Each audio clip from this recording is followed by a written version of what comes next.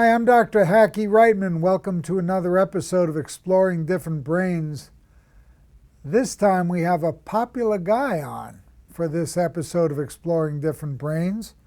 And we're going to be talking to Jeff Emmerson, who's a mental health advocate, public speaker, author, and he's got one of the largest social media followings out of anybody in the mental health arena. We're going to hear all about his incredible story today. Jeff, welcome to Exploring Different Brains. Thank you for having me, Hackie. It's a pleasure and honor to be here to be able to share with you. I appreciate it. Well, why don't you introduce yourself to our audience? Sure. My name is Jeff Emmerson, as mentioned, and I'm a guy who essentially has been in and out of the mental health system as an adult, starting at the age of about 33, 34, roughly. And from that, coming out the other side, I decided essentially to write a book. I wanted to speak out about it. And like a lot of other people out there, I wanted to see what I could do to not only share my story, but also, the cliche term, help others, one or two people out there, whoever it might be. And it's built into this, giving me new purpose, ironically, and I'm just going all in on it now and seeing what can manifest from it. All right, so tell us the story, how you got into it. Do you mean after my own struggles or before, where it began? Just wondering. Well, you went through a long haul in order for you to get your diagnosis.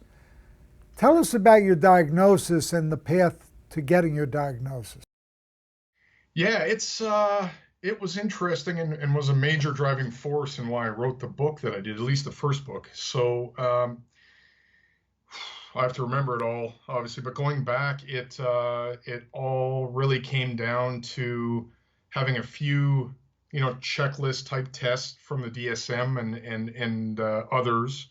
To rule out things like the bipolar disorders 1 and 2, cyclothymia, hypomania, anxiety disorders, and several others, acute and chronic depression, and other things. And the way it culminated, I guess, to make a long story short, is that through all those tests and things, basically I call it the label sometimes, but the diagnosis of ADHD was the one we went with.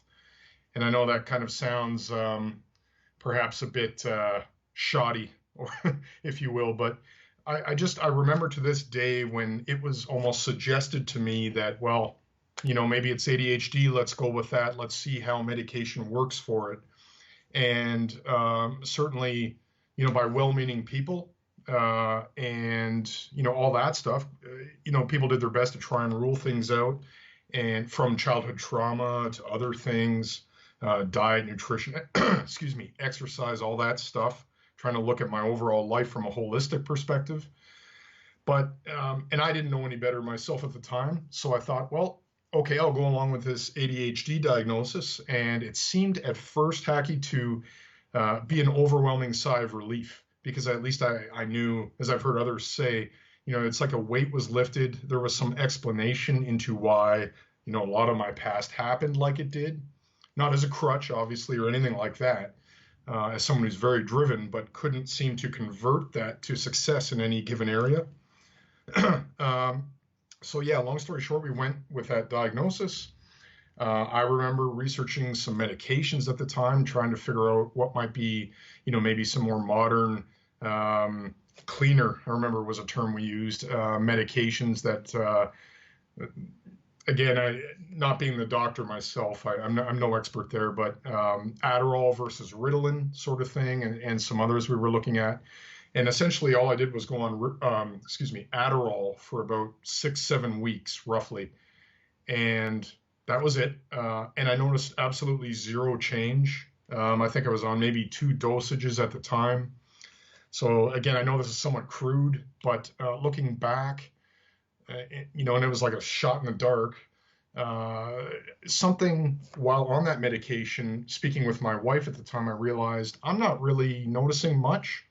Is this really supposed to help solve things. Obviously, I was completely green. So from that, it started the whole journey, Hackie, into questioning my diagnosis and digging deeper.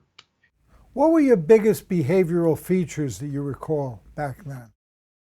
Certainly, a huge one has been obviously very driven, but saying I'm going to do something, right? I'm going to pursue a goal. Let's say university, college at one point, and very high expectations, very high drive, and that sort of thing. But then for some reason, and this was such a huge frustration for me and gradually broke me down, but I remember the determination and the desire and the words weren't backed up with my actions. So what would happen is I would realize the work it would actually take to achieve a goal, even though I knew intellectually, let's say a master's degree or something else, it's in steps. It's not obviously some grandiose vision like tomorrow I'm going to achieve it. I knew there were steps, but and was very driven and all that stuff, like I've said. But along the way, I found I was easily bored and lost interest through just the way that my mind would go and the thought patterns I had. In one way or another, I would find a reason, like in university, for instance, it was textbooks. And I found I'm more of an auditory learner, more kinesthetic, meaning, I need to try stuff. I need to be out there. I'm not easily able. And also with a bit of a vision issue, excuse me, that I have, not a bit of one, but an actual vision issue we discovered a couple of years ago with an ophthalmologist. That also helped point out in hindsight that reading and trying to study was futile for me. So I began to, on one hand, I was already in research in year one of my honors program. And yet on the other, when it came to other classes, I was bored, extremely bored. And I thought, can I just get to the good stuff, if you will, later on where it's more self-directed and I can really show my strengths, I thought, as naive as that might sound. But number two, the vision issues where it was almost like self-sabotage. You're so driven to do something and so inspired, and yet not doing well at it. And it was like opposing forces in my head. So that, I hope that explains a bit. Then when you hit your crisis stage, you had the courage to check yourself into a facility. Tell us about the crisis and tell us about checking yourself into a facility. Sure. I can actually do it chronologically too, if it benefits anyone out there, to show the story for anyone going through things. In quick reference, 2008, on a separate note, I have a brother who committed suicide. So, and that's obviously another topic, but that had happened and I never spoke to anyone about that. So throughout this university issue, which was around 2009 or 2010, right in there, I was dealing with that, but also dealing with this stuff that I just mentioned about myself. And 2010 was the first time I actually went, it wasn't to a facility yet, but it was to a clinic to try a medication, if I may add that in.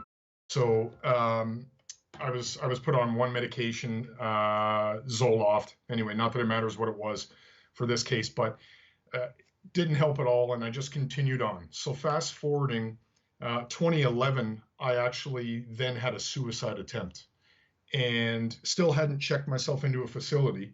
But at that time, after the attempt, I effectively, without getting into too much detail, stopped in the middle of it, walked upstairs and told my wife I need to go to the hospital.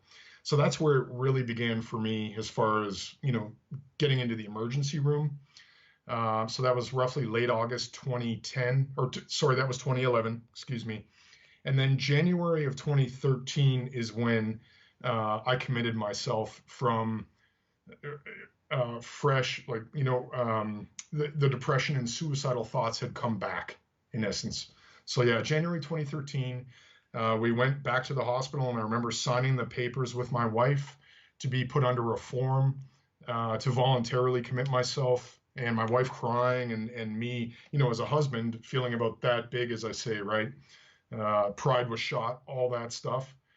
And in hindsight, it was certainly one of the best things I've ever done. though one of the scariest. And ironically, speaking about my brother earlier on, he had been in that very psych ward or mental health unit before he passed away. So it was a whole mixed thing with my wife visiting, my dad visiting, and seeing my brother's room where he had been before he passed away. I know there's a whole lot there, but that's what happened. But again, in hindsight, one of the best things I could have done.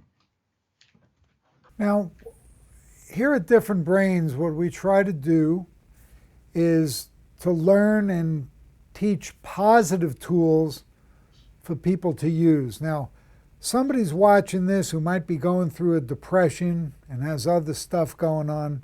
What's the advice you give them? Obviously, it's case by case. Like on Twitter, I certainly, first of all, say I don't try to just have a cookie cutter answer, of course, right? But what I would say is that for me, and again, because I've been there, the worst moments and the worst struggles taught me, ironically, they taught me the greatest strength, the greatest resilience, and almost like baptism by fire, right? They forced me. It's either one way or the other. You're either going to go all in and figure this stuff out, and or else it's obviously a much darker choice. And I chose the former, fortunately. I would say number one, and again, I can only offer this from the heart. I don't have the perfect answer, but be gentle on yourself, no matter what's going on around you, is a huge thing, I think. I know I would always get into the racing, high expectation, anxiety sort of, mindset and self-sabotage in hindsight. So I would say you're not alone, definitely, in this stuff, and that you can go. And I was 35 at the time. So age, regardless if I was 70 or 12 or anywhere or whatever the age, you can certainly overcome, you can change the future, you can, all that stuff. But for now, be gentle on yourself. Don't rush it. And I'll finish with this. Like my wife said, it's okay to wave the white flag and allow someone else to help you. And again, the best thing I could have done. And that's why I'm here on this mission today. So, well, that's hope great, that and we're helps. glad you are, and thank you for helping and inspiring us to do our best. How do you see the overlap or the interrelationship between ADHD and depression in your Well, case? obviously I can only speak from my experience, but I see them as, wow, immediately in my head, being a sort of whiteboard guy or idea person, I see the linkages, the mind map. Certainly, one can lead to the other, the anxiety, the racing thoughts, or if it's inattention, whether it's inattentive ADD or, the hyperactive ADHD or wherever in the middle. I realize that depending on whether it's school, their life, their home life, their social life, their sense of self, without getting too deep, it depends how they are positioned, supported. Self-awareness is huge. So if you're, on this, I don't like, obviously I don't like the word spectrum, but for this case, I'll say, if there are any issues with attention, that can definitely drive perfectionism, self-doubt, all these things, feeling very small about ourselves, because on one hand, whether you're like me, very determined and sometimes hyper and in sports and all that stuff, or if you're completely the opposite, more inattentive, maybe more inward, we all, again, have self-doubt. I think across the board, we all have hopes, goals, all these things. But I want people to know that anxiety, obviously, which is partially a normal thing, something that can be useful, can also be, again, self-sabotaging, and to learn coping strategies, obviously medication, of course, is an option as well, potentially as part of the toolbox, right? But it's one of those things where, again, it's case by case. It's tough to give that cookie cutter, but suffice it to say that we can definitely spiral quickly from anxiety into depression. and reinforcing, self-beliefs and self-talk that's very negative. That was my case anyway, as my wife would tell you. So learning to maybe not buy into some of that stuff that people may say about disabilities. And I love the positive psychology aspect. I'm all for it. Frankly, that's, if there was nothing else I was known for, I would want it to be that. Um, I think it's one of those things where finding other strategies, people who are similar to them, who are successful, mentors, finding ways to deal with that anxiety when it comes up and build stronger coping mechanisms. Those are all ideas and thoughts. That's why I like, frankly, to talk with, obviously I'm not, again, an expert or a trained therapist or physician, but I like to speak to people one-on-one on Twitter via direct message, that kind of thing, because I can get to know a bit more, obviously, right? But there's certainly tools out there for dealing with the anxiety, ADHD conundrum in a positive, healthy way. Now, does exercise and diet play a role with you? Huge. Personally, I actually call exercise my prescription. As someone who, myself, I know that since the age of 13, I've been into, I was into weightlifting and bodybuilding and all that stuff, and had my own issues with anger and other things and worked them out in the gym. And, but yeah, nowadays, I'm 41 now as far as age is concerned, and nutrition, we just recently even found out I'm lactose. I have issues with with lactose, which can really affect mood, and the whole gut, mental health connection is huge, immense, with so many things. So yeah, I notice I certainly have a sensitive stomach. So that, along with working out regularly, but not at the same time, not overtraining. It's such a delicate thing, right? We all have to find our own balance. So yeah, it's immense, between the exercise and the nutrition, and eating maybe every roughly 3 to 4 hours, smaller meals to try and keep the blood sugar stable. All that stuff I would do much worse if I wasn't paying attention to those two things. Yeah, one of your fellow Canadians, Dr. Derek McFabe up there, is one of the world's authorities on gut brain, and he's certainly done a lot to help educate me and our audience about the microbiome and how the involvement there. Now, if someone's watching in our Different Brains audience with a loved one who's going through this, what you went through, what advice would you have for them?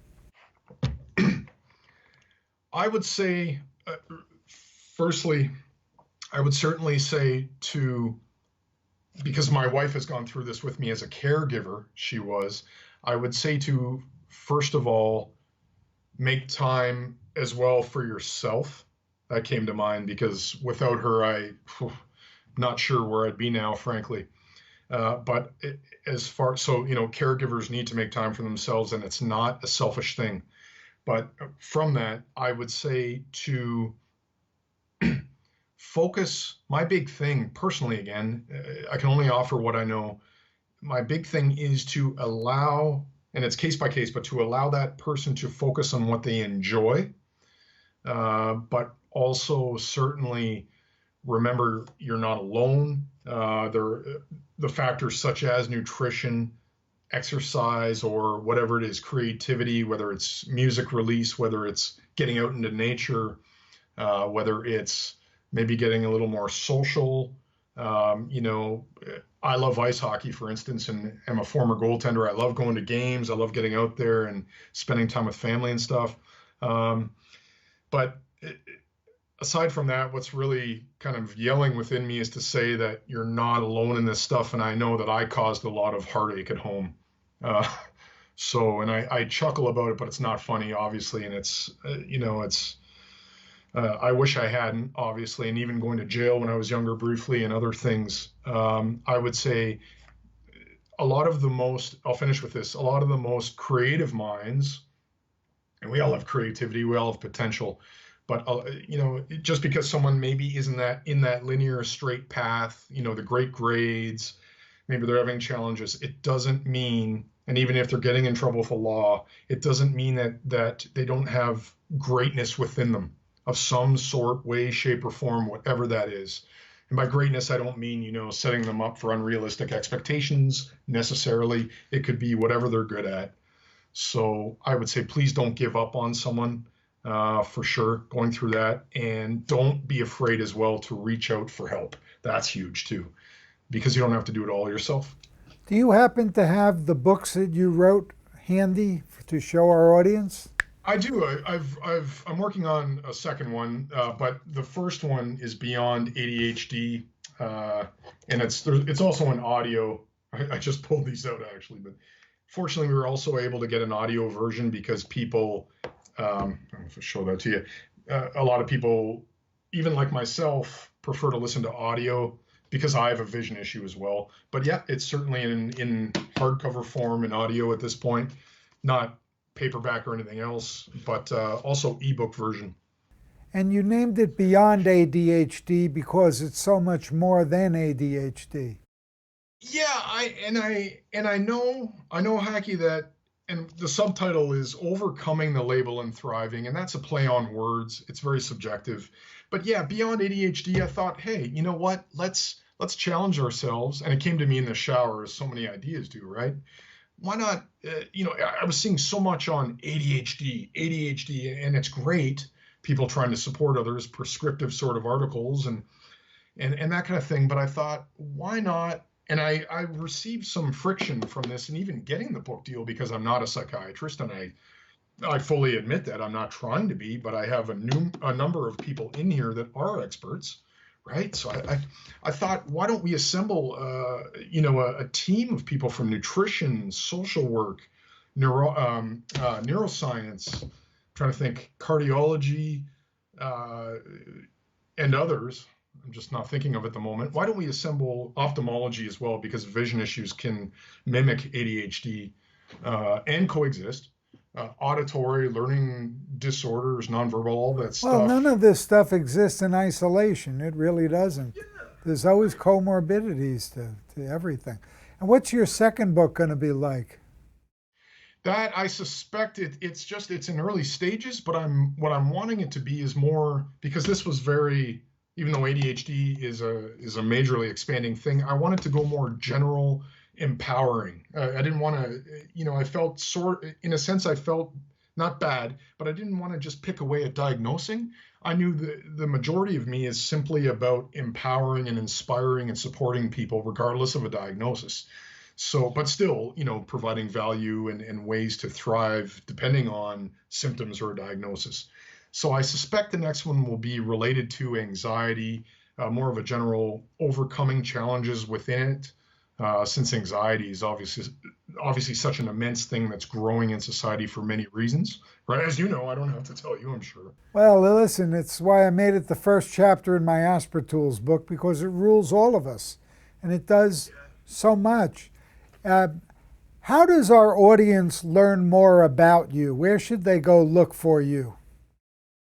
It depends where they are, but I have, as far as social media is concerned, all the links are on my website. So it's at jeffemerson.com. Thank you very much, Jeff Emmerson. It's been a pleasure. Thank you for making the time to speak with us here on Different Brains, and we look forward to having you back sometime. It would be an honor. Anything I can do to help out, you let me know, and I'll be only too happy.